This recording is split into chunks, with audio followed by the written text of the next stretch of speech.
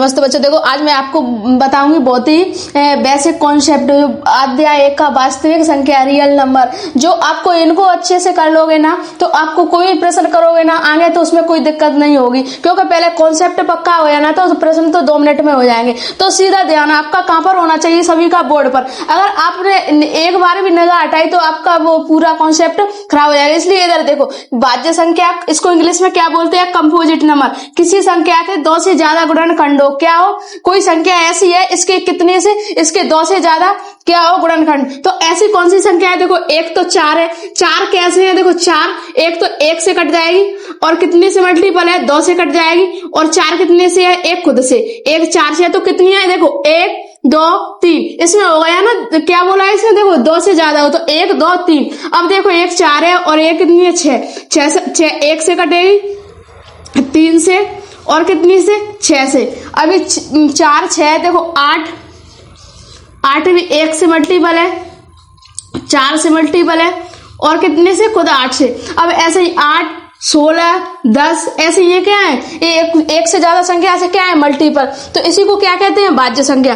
अब ये क्या दिया है, अभाज्य संख्या, प्राइम नंबर। तो किसी संख्या के केवल 2 ही गुणनखंड हो, इसको पकड़ो, सिर्फ इसको। आपको इसमें कुछ देखने की जरूरत नहीं है, सिर्फ आपका ध्यान क्या होना चाहिए, देखो ये किसी संख्या के केवल कितने गुणनखंड हो, 2।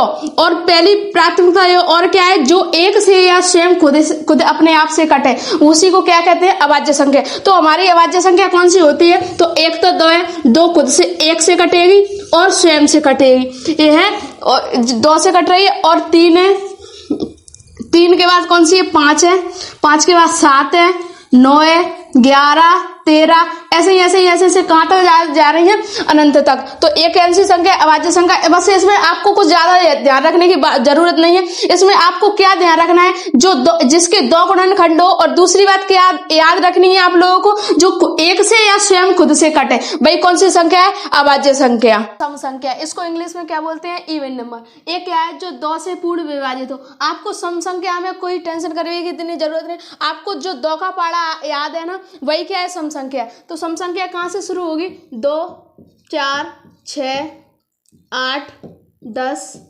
12 16 18 और 20 ऐसी कहां तक जाएगी, अनंत तक, अनंत तक जाएगी। आपको देखो 2 एकम 2 2 दूनी 4 2 3 पूरा एक क्या आ गया, 2 की टेबल, 2 की टेबल आ गई। बस आपको 2 की टेबल याद हो गई तो आपको ये पता चल जाएगा कि ये कैसी संख्या है, सम संख्या। क्योंकि और एक बात याद रखना, इनमें कितने का गैप चल रहा है, 2 2 का, 2 2 का। तो आगे भी कितने का चलेगा, 2 2 का। यही क्या है, सम संख्या।